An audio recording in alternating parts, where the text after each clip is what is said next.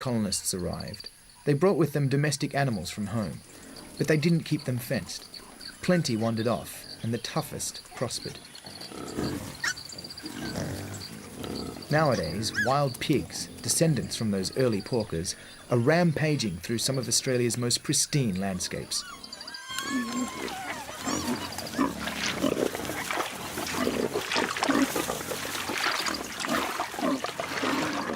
Pigs need water to keep cool, and wetlands are where they do their worst damage. With their sharp feet and incessant wallowing, they destroy vegetation and damage waterholes far better suited to more delicate feet.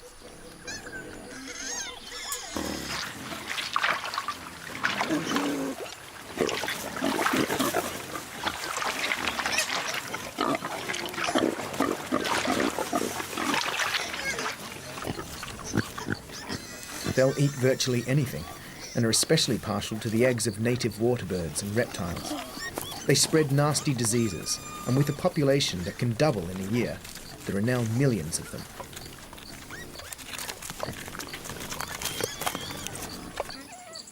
But pigs were just the beginning, and some incomers have a shameful history.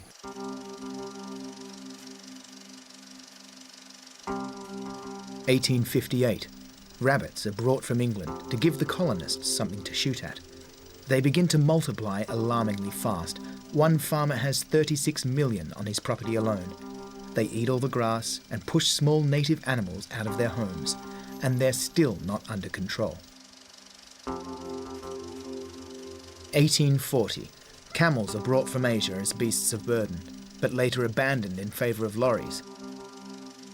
500,000 descendants now roam the outback, too many for a drought-prone land to support. 1935. The South American cane toad, a poisonous species, is brought in to eat pest beetles. The plan fails, but the toads themselves thrive out of control, poisoning native animals that try to eat them.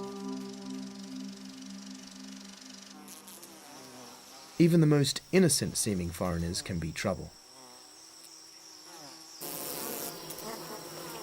In 1822, settlers brought their European honeybees to Australia and put their hives where the most flowers grew.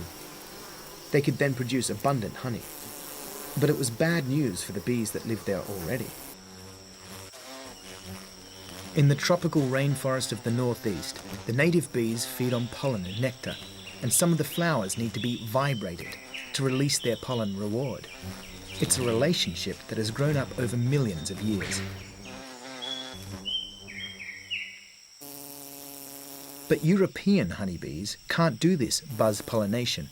They just can't shake their bodies in the right way. Their method is to steal the pollen that the native bees have just set on the flowers.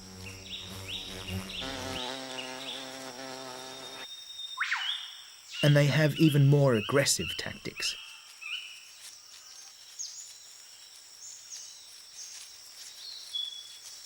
They beat up the native bees, stealing the pollen from their backs and driving them away from the flowers.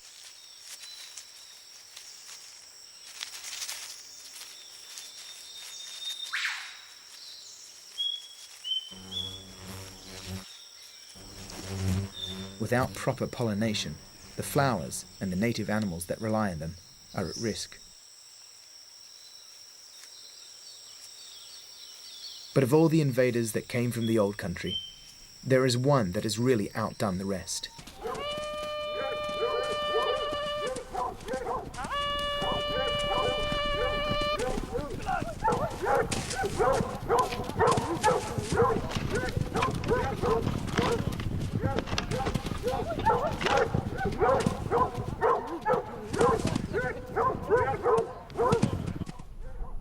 Foxes were deliberately brought to Australia from England 150 years ago, so that homesick British gentlemen could hunt, just as they'd always done.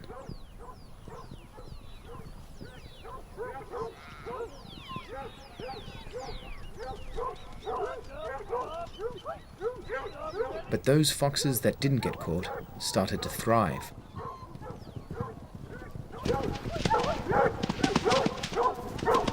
From an original few dozen released, there are now millions of foxes in Australia, superbly adaptable they have spread almost everywhere, even in deserts.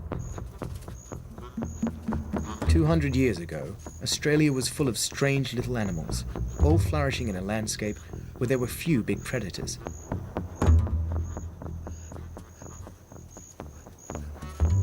Now they all became the perfect fox-sized meal.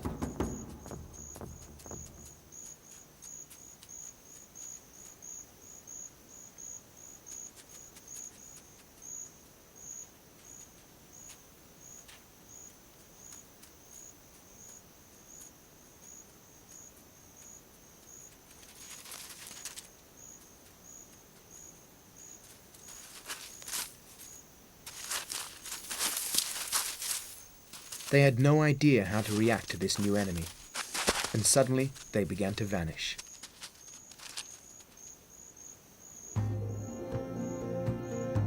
A disaster had begun. Australia's native animals were being hit from all sides. They were being devoured by new predators. Their food was being eaten by foreigners with bigger appetites, and their habitat was being taken from them so that the land could be farmed. Many native animals, once numerous, quietly disappeared, and they're still going now. Since the British arrived, 54 species of mammals, birds and frogs have gone.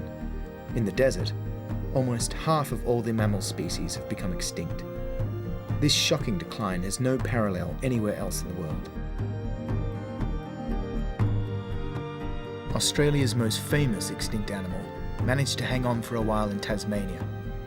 The Tasmanian tiger was one of Australia's few big carnivores, but it had been driven from the mainland by dingoes and the remainder killed by farmers who accused it of taking sheep. In 1936, the year it was finally given official protection, the last one died in a Tasmanian zoo.